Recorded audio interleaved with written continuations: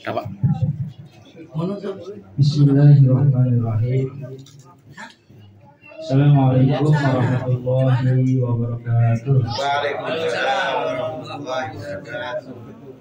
Bapak sekalian, mohon maaf mengganggu konsumsinya karena waktu terus berjalan. Sebelum pulang, fisiknya alhamdulillah kita sudah dijamu dengan luar biasa sama Pak Usris dan keluarga selaku sahibudan. Mudah-mudahan beliau dilancarkan rezekinya dan diganti dengan pahala yang berlipat ganda. Kita lanjutkan dengan santapan rohaninya sekarang sedikit ya. Jadi biar pulang roh, jasmani dan rohaninya insya Allah dapat asupan sehingga kita terus menjadi muslim yang istiqomah dalam beribadah pada Allah Subhanahu wa taala. Kita awali dengan bertawassul pada Rasulullah SAW serta mendoakan ngarang kita Fathul Mu'minin yakni Syekh Zainuddin bin Abdul Aziz Al-Malbani. Ila hadratin Nabi Mustafa Sayyidina Muhammad sallallahu alaihi wasallam wa ala alihi wa azwajihi wa dzurriyyatihi wa ahli baitihi. Khususan hadiatan ila rohi Syekh Zainuddin bin Abdul Aziz Al-Malbani.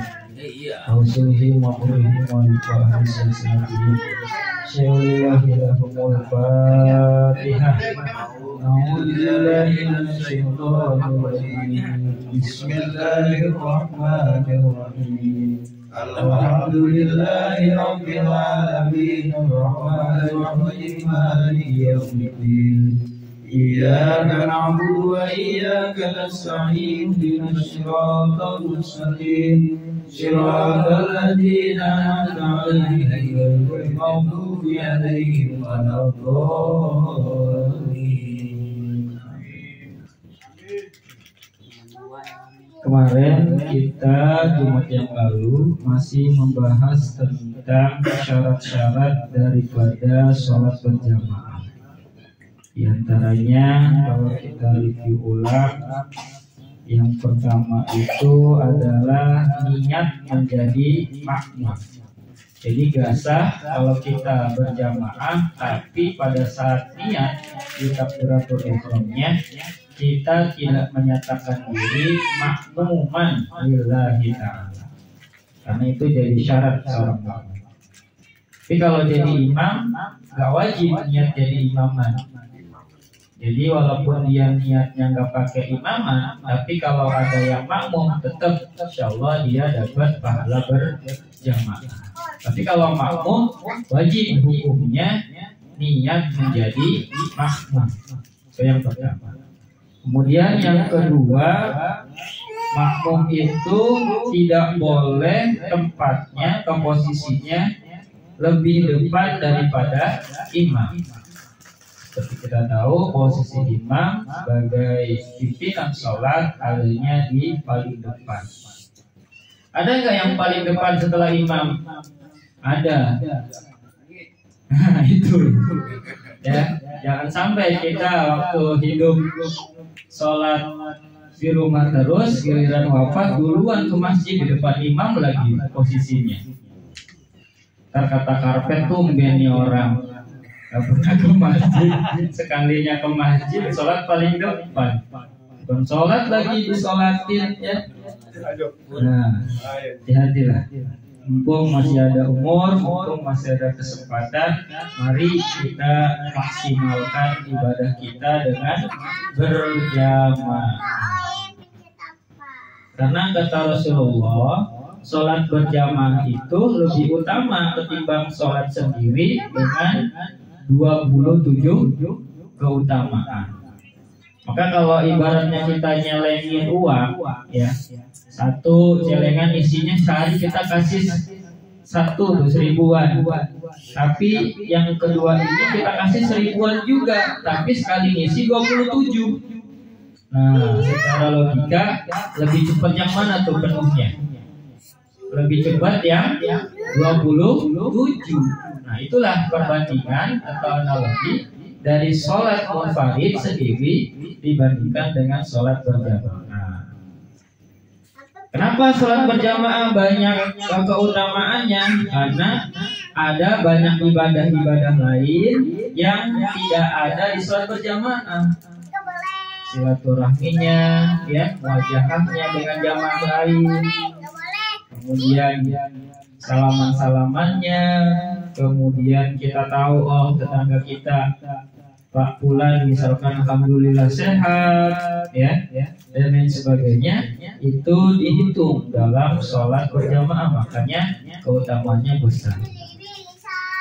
Yang nomor 3 kemarin itu adalah kita bisa ngelihat, kita bisa tahu imam gerak-geriknya, imam ruku kelihatan atau kedengaran, imam sujud kelihatan. Nah, itu syarat sholat berjamaah. Yang nomor 4, imam dan makmum berada di satu lokasi, di satu tempat. Ya, nggak bisa. Sekarang mau zaman modern, saya mau sholatnya via Zoom, sholat berjamaahnya pakai internet, ya bisa. Harus satu lokasi masjid, satu majelis atau musola. Kemudian yang nomor 5 adalah harus sesuai gerakannya. Imam ruku, kita juga ikut ruku. Imam yang tidak, kita yang tidak. Tidak boleh menyalahi atau berbeda gerakannya dengan imam. Ya, detailnya kemarin sudah. Kemudian yang nomor 6, tidak boleh tertinggal 2 rukun fikri dari imam. Yang nomor 7, makmum tertinggal dari imam dengan sengaja, itu juga lebih dari 3 rukun yang panjang, itu juga membatalkan sholat berjamaah. Nah, kemarin pembahasannya ialah masih tentang cabang-cabang daripada keutamaan makmum, keutamaan sholat berjamaah. Kita lanjutkan.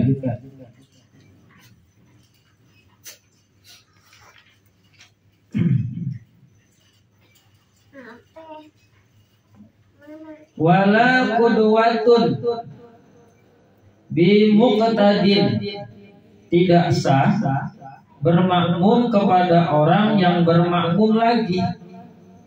Jadi yang namanya makmum itu imamnya harus satu. Nggak boleh kita makmum kepada orang yang sedang bermakmum kepada imam yang lain. Tuh, ya. Jadi kita pastikan imamnya satu aja. Jangan mentang-mentang kita nggak kenal atau nggak akrab sama makmum yang apa sama imam yang awal, kita nggak mau makmum. Oke. Kemudian itu udah kemarin ya, terus lagi. Terus gimana kalau kita pas jamaah sebagai makmum ngelihat itu imam nginjak najis? Apakah kita lanjut jadi makmumnya atau kita mufarokoh atau bagaimana? Di sini dijelaskan, amma idza bana za khobasin zahiri, apabila imam tampak punya kotoran yang jelas, tadi kotoran misalkan kotoran burung atau kotoran ayam, fayalzamuhul i'adatu ala ghairil a'ma, maka makmum selain orang yang tunanetra atau buta wajib mengulang kembali sholatnya. Tuh. Kalau kita jadi makmum, kemudian lihat imam, yakin tuh si imam punya najis, injak kotoran binatang yang tidak dimakfu. Ada sebagian binatang yang kotorannya dimakfu. Contohnya apa? Seperti cicak, ya. Terus apa lagi? Kotoran nyamuk, ya. Nyamuk tuh walaupun kita lagi sholat terus dia gigit terus kita tepok, itu kan ada darahnya tuh, itu dimakfu masih. Walaupun kita yakin itu darah kita yang disedot sama dia, tapi hukumnya sudah jadi darah nyamuk, udah beda status, ya, udah dioper.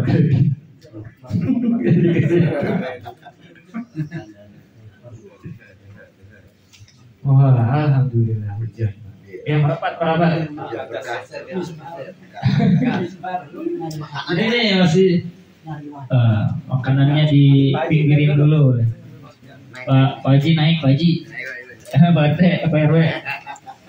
Ini rapat. Naik. Tarik aja itunya tuh karpetnya ya. Stikernya. Stikernya tarik aja Mas Ariel. Karpet mah biarin lah, ambil dicuci tuh.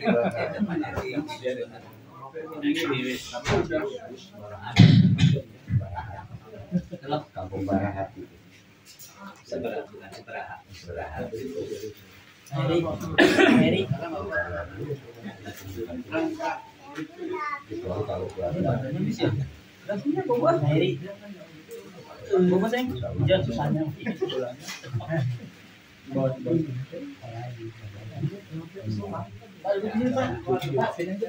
Ya, itulah di situ.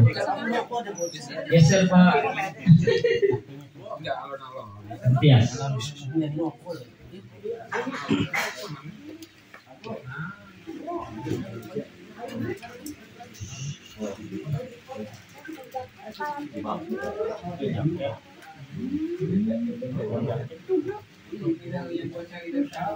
Itu macam. Kalau lain ini copot tuh nanti kayak hal.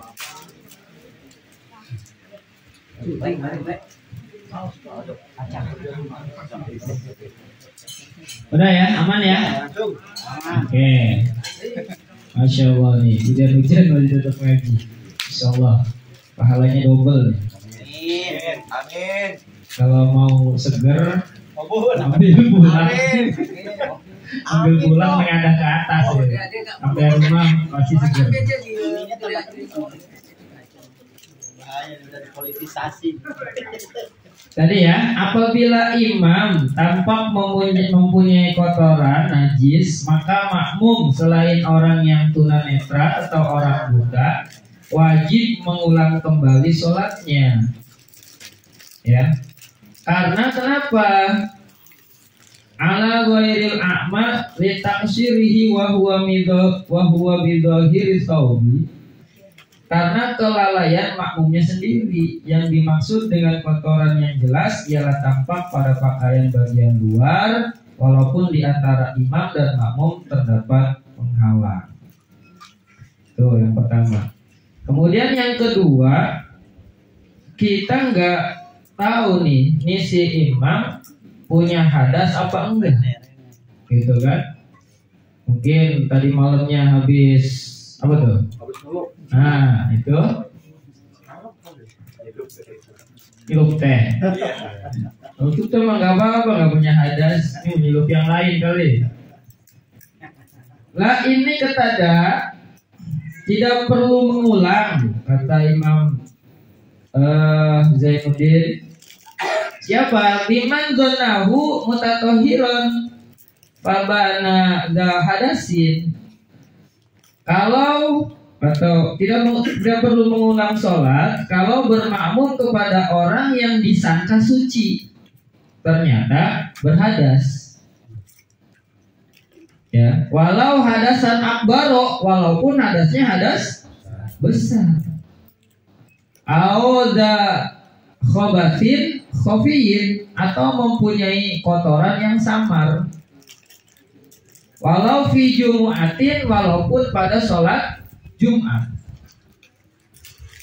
In zaga alal arba'ina fala tajibul i'adah. Jika makmumnya melebihi 40 orang, maka tidak wajib mengulang sholatnya. Wa in kanal imamu aliman, walaupun imam mengetahui keadaan itu. Lintifai taksiril makmumi, sebab tidak terdapat kelalaian dari pihak makmum serta tanda-tanda hadas dan kotoran. Jadi kalau kita sholat berjamaah makmum sama orang yang kita kira beliau suci, dalam arti nggak punya hadas, ternyata di tengah-tengah sholat mungkin buang gas atau segala macam, dan itu samar tuh, dalam artian antara buang dan enggak isi gas. Nah, untuk kasus seperti itu, karena kita si makmum ini nggak tahu persis apakah si imam itu berhadas atau enggak, baik hadas kecil maupun hadas besar, maka tidak perlu mengulang sholatnya. Tapi kalau kita tahu secara gamblang dari yang pertama tadi, si imam itu punya kotoran, punya najis, maka kita wajib mengulang lagi sholatnya. Wal aujahu fi dobtihi, kotoran yang tampak sesuai dengan batasannya. Ayyakuna bihaisu lau ta'ammalul makmumu ra'ahu.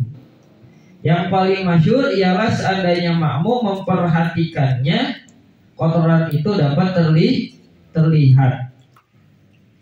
Wal khafiyu, sedangkan najis yang samar, bi khilafihi, maka kebalikannya, dalam arti tidak perlu diulang lagi sholat kita tuh. Wa sahahan Nawawiyu fi tahqiqi ada wujubil i'adah mutlaqan. Kata Imam Nawawi dalam kitab tahqiq membenarkan bahwa tidak wajib mengulang sholat secara mutlak. Wah, tapi ada ini nih, ada pembelaan dari Imam Nawawi. Kata Imam Nawawi mah mau tahu mau nggak tahu nggak usah, nggak wajib ngulang lagi sholatnya. Tuh, jadi pentingnya ngaji itu yang disangka ribet, tapi setelah tahu pendapat lain ada yang memudahkan, nah tinggal kita mau ngambil yang mana. Oh pastinya yang gampang lah. Ya, tapi kan, nah, jadi walaupun kita ngambil yang gampang, berarti kan ada yang tanggung jawab nih.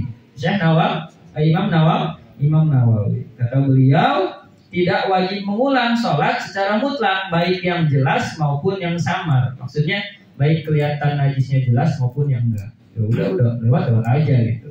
Ya. Toh si imamnya ngerasa dirinya suci, ngerasa dirinya enggak bernajis. Lalu gimana kalau kita jadi makmum, imamnya beser? Oh beser. Bentar seret lagi keluar air kencing. Jadi gak pernah lama dia kuat nahan air pipis itu ya. Wasoha iktida usalimin bisalisin. Orang yang sehat sah bermakmum kepada yang beser, baik karena buang air, mandi, ya, ataupun yang selalu buang angin. Nah, ini orang beser nih, ternyata yang dibuang macam-macam. Pertama ada beser baul, lil bauli, air kecil atau pipis. Wal madhi, yang kedua madhi. Apa itu madhi? Di sini penjelasannya yaitu air yang agak kental yang keluar dari alat kelamin sesudah kerja berat. Nah, sesudah kerja berat. Biasanya nih tanda-tanda turun berok. Ini kerjanya berat ya, angkat-angkat segala barang-barang. Hati-hati tuh. Kadang kalau terlalu capek, nggak terasa keluar sendiri tuh cairan, bening, ya, tapi lengket. Kalau mani kan dia agak keruh, walaupun sama-sama lengket. Tapi kalau ini bening, lengket, tapi gak bau. Itu cirinya. Itu namanya apa? Madhi. Jadi dari kelamin kita itu laki-laki keluar 3 jenis cairan. Pertama baul, air pipis. Yang kedua madhi tadi, ya, baik karena kecapean maupun karena terangsang. Nah itu keluar madhi juga tuh. Yang ketiga adalah mani atau sperma. Nah itu tiga-tiga itu punya sifat yang berbeda. Hukum fikihnya juga beda-beda tuh. Iya. Kalau baul ya sama mandi dia najis tapi nggak bikin kita berhadas. Artinya nggak bikin wajib mandi. Kalau keluar mandi ya kita bersihin aja sama layaknya seperti kencing. Selesai, nggak perlu mandi wajib. Ya. Tapi kalau mani yang keluar dia suci nggak najis. Misalkan namplok di sarung kita pakai sholat, satu sholatnya. Tapi kitanya wajib mandi dulu sebelum sholat, karena kita punya hadas besar. Karena salah satu penyebab hadas besar untuk laki-laki diantaranya adalah keluar mani tadi. Ya, kalau perempuan banyak sebab hadas besarnya. Ya, ada wilada, ada nifas, ada haid dan lain sebagainya. Laki-laki cuma itu tuh, cuma keluar mani. Ya. Sama ya itu ketemunya dua kesunatan. Itu juga mewajibkan mandi besar. Ya. Sesuatu yang disunat ketemu, nah itu mewajibkan mandi besar. Yang disunat laki-laki, yang disunat perempuan. Sambung ngerti itu, dia nggak usah dijelasin.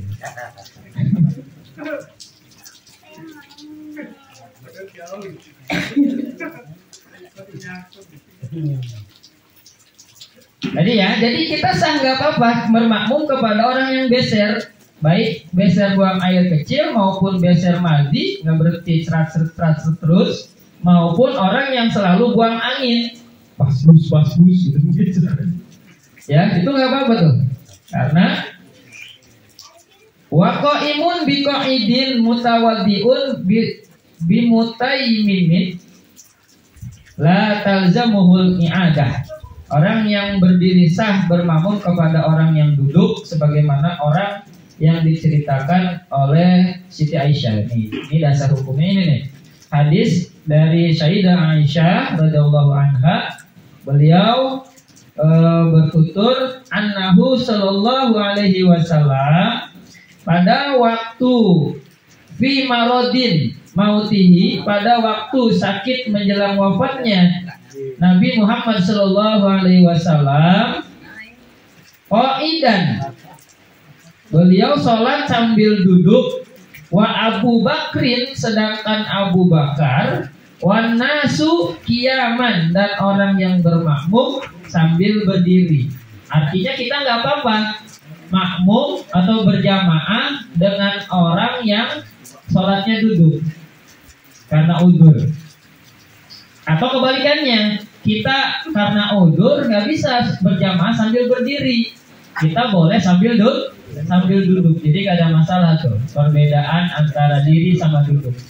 Atau sambil tiduran segala macamnya. Misalkan mohon maaf kita punya keluarga mungkin di rumah sakit, sakitnya nggak bisa sampai berdiri atau duduk, tapi beliau pengen sholat, ya kita jamaah, kita jadi imamnya, beliau makmumnya. Apa-apa sah.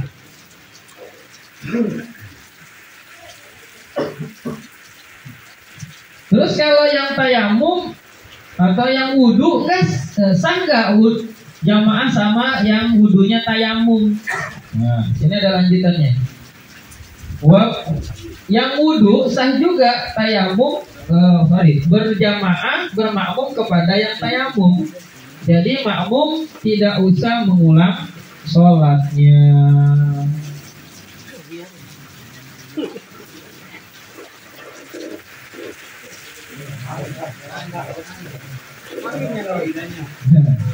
Alhamdulillah. Allahumma shayyiban nafi'an.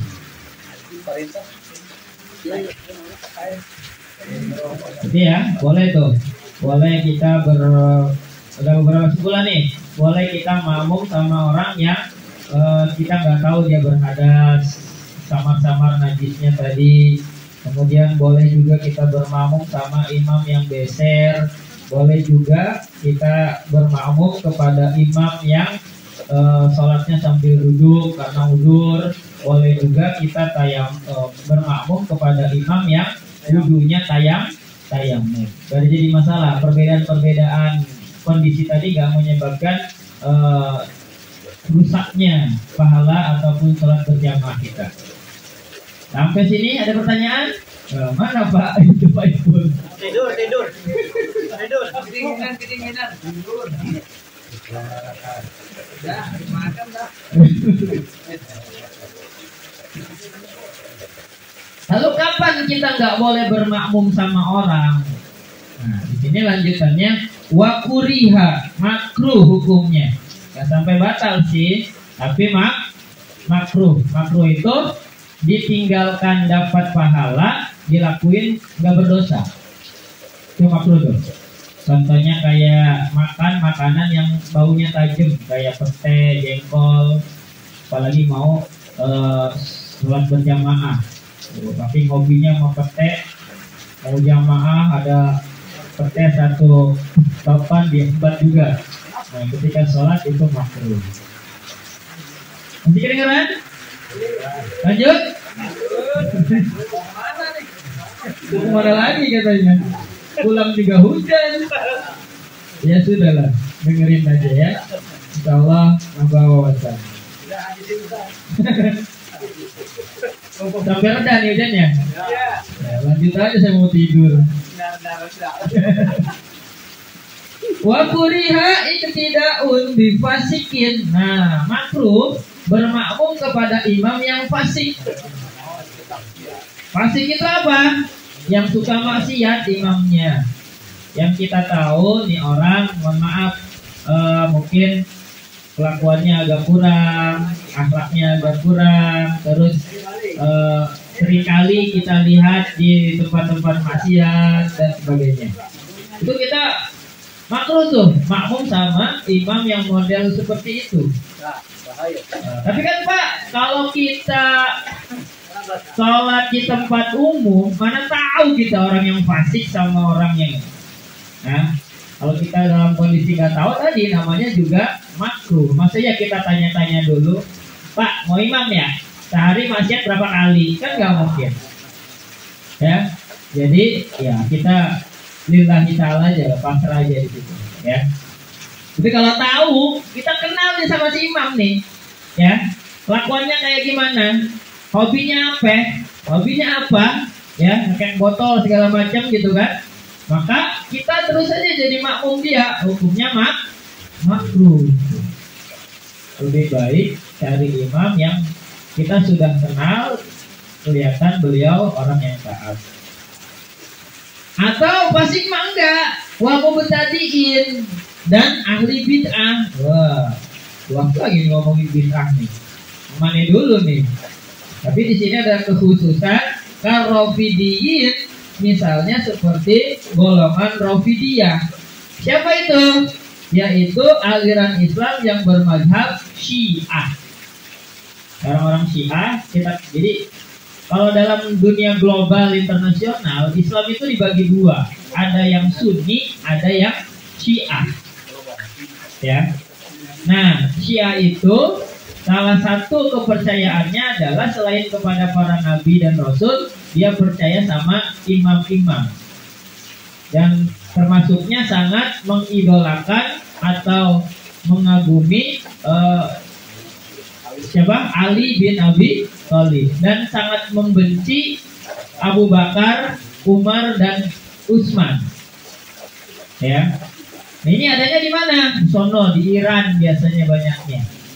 Ya, Indonesia ada mungkin, tapi insya Allah nggak banyak.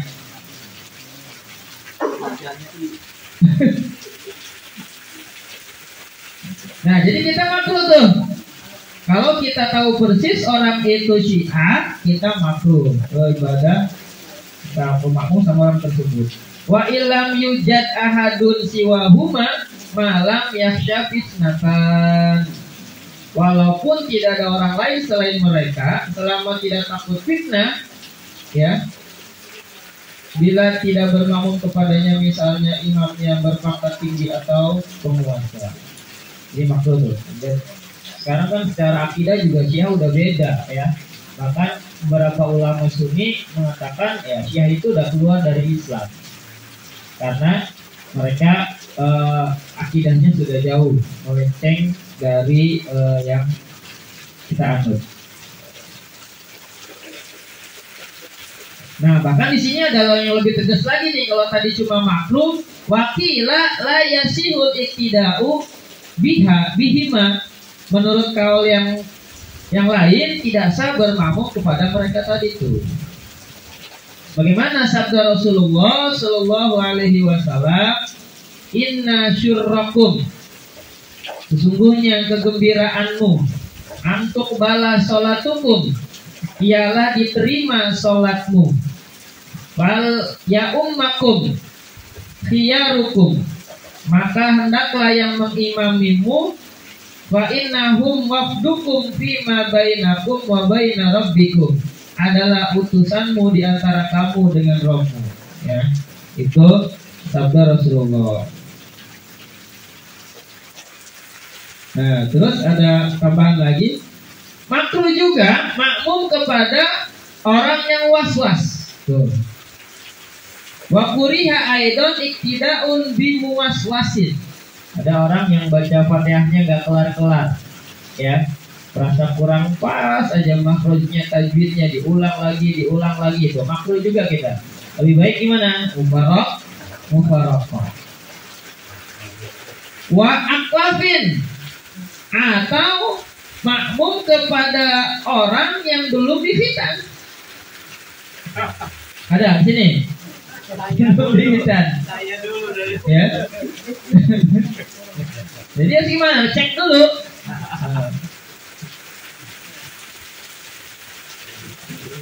Dicek dulu ininya, apa namanya, nomor mesinnya lengkap apa enggak, nomor serinya. Makruh tuh pada orang yang belum disunat atau dikhitan. La biwaladin zina. Nah, tidak makruh bermakmum kepada anak hasil perzinahan. Gak apa-apa. Kalau kita tahu nih anak hasil kecelakaan orang tuanya waktu muda pacaran, gak apa-apa. Yang dosa siapa? Orang tuanya. Jadi sebenarnya istilah anak haram itu belum gak tepat. Yang betul itu harusnya orang tuanya yang haram tuh. Anaknya tetap walaupun hasil di luar nikah suci. Karena kata Rasulullah, kullu mauludin yuladu 'alal fitrah. Setiap yang dilahirkan itu dalam kondisi fitrah, kondisi suci. Jadi yang berdosa itu siapanya? Orang tuanya, anaknya enggak berdosa. Tapi kan di kita luar biasa masyarakat ya. Itu mungkin upaya untuk mencegah jangan sampai di tengah-tengah kita ada budaya seperti itu. Ya. Tapi secara fikih kurang tepat. Gak apa-apa kita makmum sama anak hasil perzinahan tadi. Lakinnahu khilaful aula, akan tetapi hal itu menyalahi keutamaan. Tetap yang utama apa? Ya tentu bukan anak hasil perzinahan.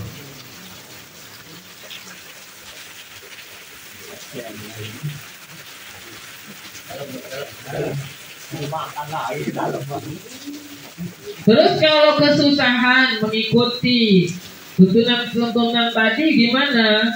Kita nggak tahu tuh orang apa tadi, fasik apa enggak, ahli bidah apa enggak, Syiah atau bukan, udah sunat atau belum, gimana tuh kalau kita kesusahan buat mengidentifikasi imam kita? Maka kata Imam Subki, wahtara Subkiyu, Imam Subki dan pengikutnya waman tabi'ahu intifa al-karohah, memilih tidak makruh. Nah kata Imam Subki, gak apa-apa dah. Kenapa? Idza ta'azzaratil jama'atu, bermakmum kepada mereka tadi apabila mendapat kesulitan. membentuk jamaah kecuali di belakang makmum yang tadi. Illa khalfa man tukrahu khalfuhu bal hiya afdalu minal infirad.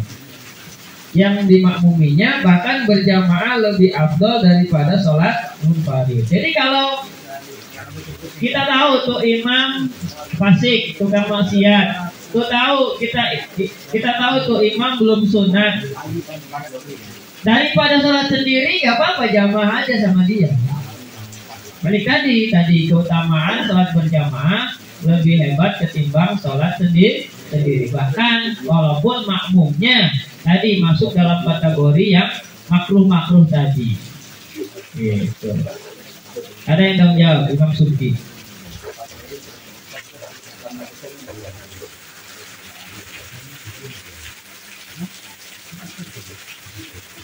Ya. Tapi ada yang beda lagi nih. Wah, gini nih. Kalau ngaji Fathul Muin banyak perdebatan.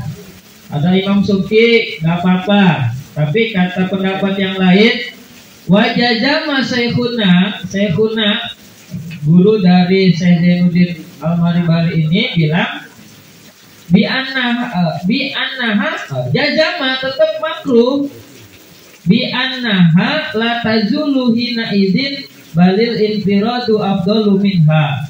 Bahkan dalam keadaan demikian itu hukumnya tetap makruh bermakmum kepada imam yang makruh untuk diikuti.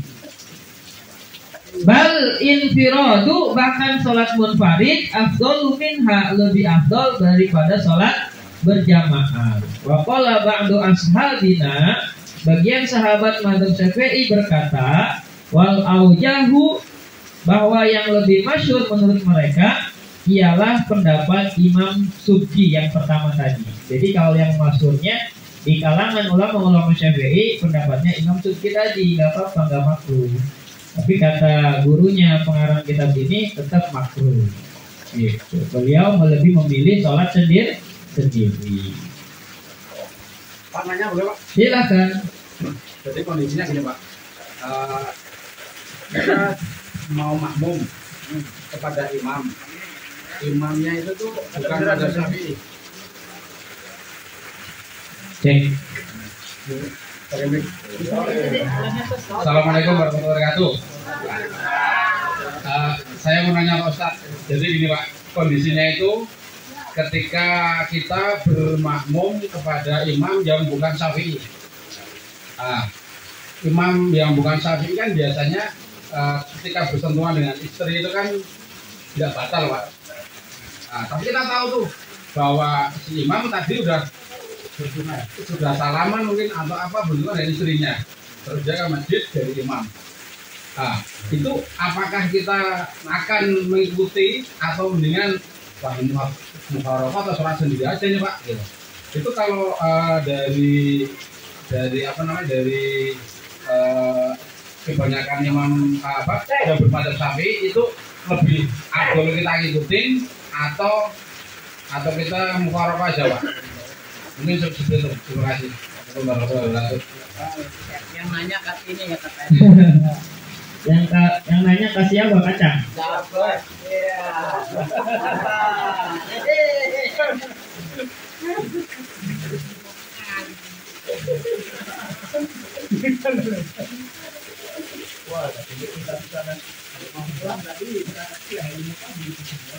Nah, nggak ada imam lain tuh selain beliau. Ya kan gak enak Pak. Oke. Tapi kita sudah meyakini bahwa beliau tadi sudah sentuhan misalkan ya. Itu kan dalam mazhab Syafi'i wudunya otomatis batal. Nah, tapi dalam mazhab lain yang mungkin beliau anut itu tidak batal. Nah, gimana bermakmumnya? Apakah kita harus munfarid atau berjamaah?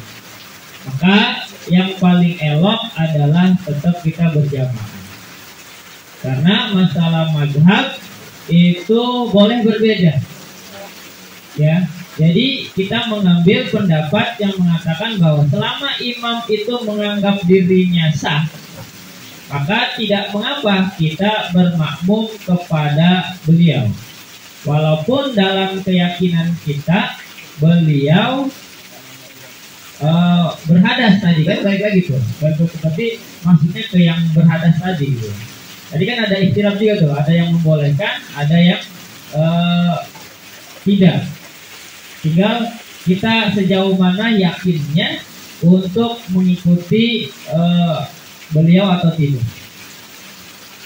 Tapi kalau masih ada opsi lain, misalkan ada imam lain yang semazhab dengan kita, alangkah lebih utamanya kita bermakmum dengan orang yang satu frekuensi dengan kita, gitu kan? Itu lebih nyaman kita ibadahnya.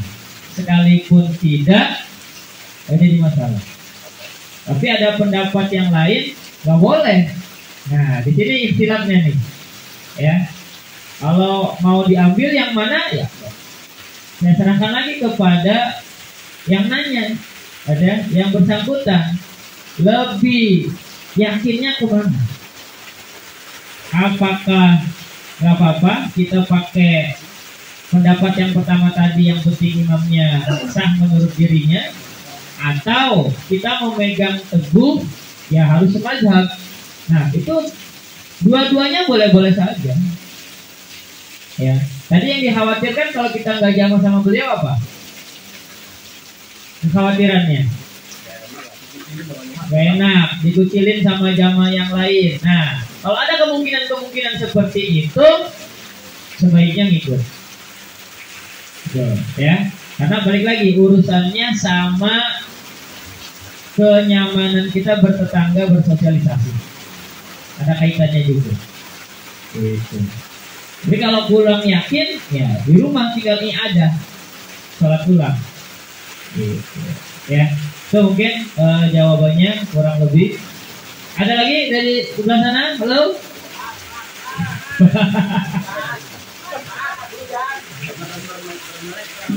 Udah baru mulai gitu. Insyaallah nih, ujian bulan Rajab, insyaallah berkah. Ada yang lain?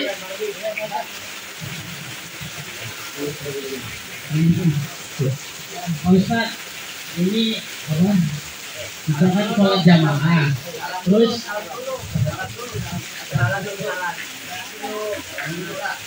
Assalamualaikum warahmatullahi wabarakatuh. Ya, Pak Ustaz, ini saya ada suatu pertanyaan. Kita sholat jamaah, terus makmumnya ini belum balik, Pak. Itu hukumnya gimana ya, Pak? Makmumnya belum balik, misalnya belum sunat gitu, Pak. Karena nggak ada makmum, kita pengen sholat jamaah, kita bawa misalnya anak nih, Pak, belum balik, itu aja sih, Pak.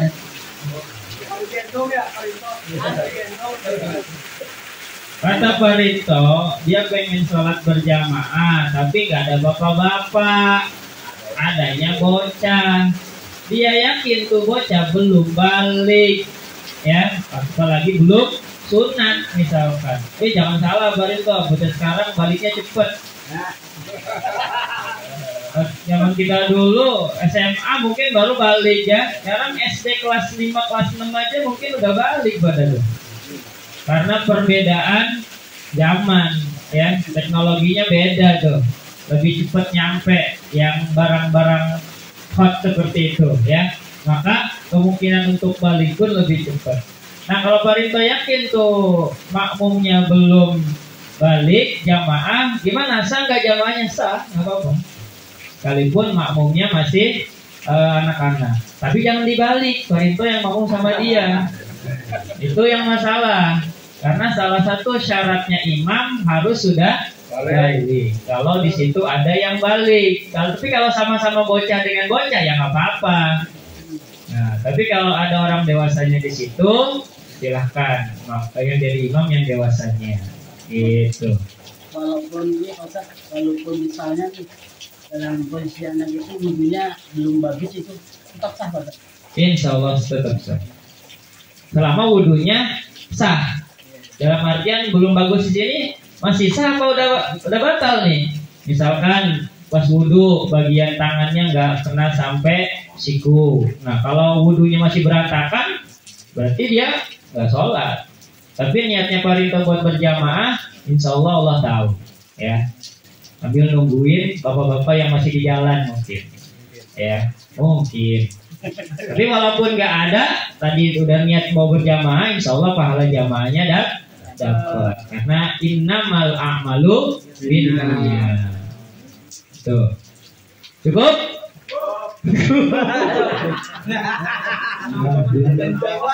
Lagi agak reda. Berda ya? Lepan aja. Ya, monggo. Satu lagi.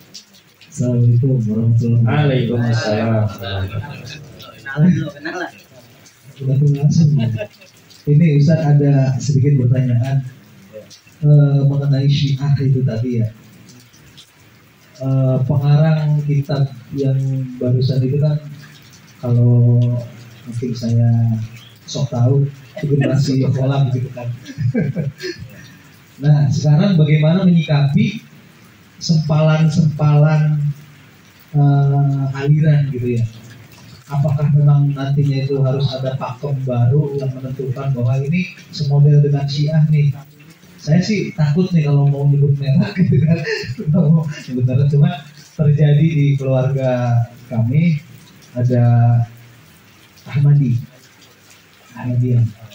Artinya siapa yang berhak melegitimasi ini belok nih akidahnya gitu kan, ini lempeng gitu kan. Karena ya itu tadi, pada saat berkumpul bisa saja karena dia sepuh kami, tiba-tiba dia menjadi imam kami pada saat sedang sholat di rumah gitu kan. Nah itu bisa gitu aja. Ahmadi, apa dan ini apa jadi disebut merek? Disebut juga. Banyak ya, administrasi banyak. Ya, saya coba jawab ya. Pemahaman saya tentang perbedaan seperti itu ada aliran. Jadi pokoknya dalam Islam itu kan ada yang usul, ada yang furu, ada yang pokok, ada yang cabang. Yang pokok tuh contohnya apa? Ya, selama Tuhannya Allah Rabbi, ya, Rasulnya Muhammad SAW, kitab sucinya Al-Quranul Karim, ya, kemudian kiblatnya menghadap ke Ka'bah, Makkatul Mukarramah, ya, ke Masjidil Haram, apalagi itu. Nah itu nggak jadi masalah. Tapi ketika ada sempalan-sempalan yang berubah dari yang pokok ini, misalkan dari segi kerasulan, ada imam-imam tadi yang mereka percayai kedudukannya sejajar dengan Rasulullah, nah itu kan udah melenceng. Kemudian ada kitab suci selain Al-Quran, ya kan? Itu juga sudah bisa diindikasikan melenceng. Tapi kalau yang furu-furu, yang cabang-cabang, misalkan mazhabnya beda-beda, tadi ada yang menganut Syafi'iyah, Hanafi, Hambali, Ahmadi, nggak jadi masalah. Tapi kalau yang pokoknya sudah berbeda, nah itu yang menjadi masalah. Nah, siapa yang berhak melegitimasi? Itu balik lagi, pasti semua aliran tadi itu punya referensi, punya jalur keilmuannya masing-masing.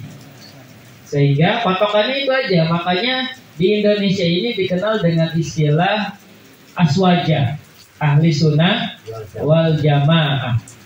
Ahli sunnah di sini maksudnya berpegang teguh sama sunnah-sunnah Rasulullah SAW. Kemudian wal jamaahnya ini dia berjamaah mengikuti imam madhab yang mana? Ya, definisi ahli sunnah wal jamaah itu kan tadi tuh secara akidah dia mengikut imam, lupa nama imamnya. Kemudian secara secara fikih dia salah satu dari 4 imam madhab dan seterusnya itu. Nah kalau masih dalam ruang lingkup yang aswaja tadi, insya Allah walaupun berbeda-beda masih sama. Tapi kalau yang Qurannya ada yang beda, gitu kan? Kemudian ada imam yang setara Rasul segala macam. Ini kan secara akidah saja sudah berbeda dengan kita. Itu aja sih. Mungkin itu jawabannya. Kalau kurang puas, mohon maaf, saya bukan alat pemuas. Tegas Ustaz, sama dia gimana menurut Ustaz? Sadarnya beda kan? Cukup? Paipul kok nggak ada suara. Tadi nanya sama Pak Riko apa? Begitu. Lagi Paipul. Nggak apa-apa. Lagi.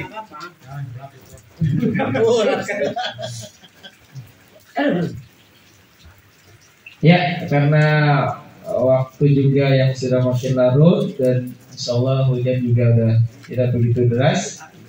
Kita cukupkan diskusi fikih kita malam hari ini. Mudah-mudahan ada manfaatnya dan insya Allah sebentar lagi kita masuk bulan suci Ramadan, bisa dibaca-baca lagi ya kitab-kitab fikih praktisnya yang bisa dipraktekkan nanti pada saat bulan suci Ramadan. Kata cara sholat tarawih, kata cara sholat witir, kata cara tahajud, dan yang terlebih lagi pelajari juga nitip ya yang berkaitan dengan ibadah puasanya itu sendiri, mulai dari apa saja rukun-rukunnya, apa saja pembatalannya, apa saja makruh-makruhnya, apa saja kesunahan-kesunahannya, sehingga ibadah puasa kita bukan termasuk dalam kategori yang disebutkan sama Rasul. Apa kata Rasul? Banyak orang yang puasa tapi yang didapat cuma lapar dan haus saja, pahalanya nggak ada. Rugi gak dong? Rugi banget. Makanya biar nggak rugi banget, puasanya harus didasari dengan keilmuan. Itu aja. Faslun fi sholatil jumu'ah summa qol wallahu a'lam bishawab. Sekian dari saya, kurang lebihnya mohon maaf. Bila taufiq wal hidayah. Assalamualaikum warahmatullahi wabarakatuh.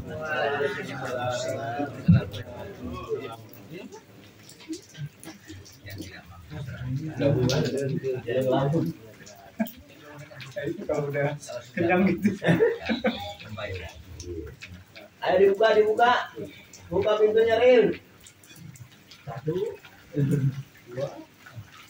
Lanjut lagi nih, masih banyak kue. Hujan guys.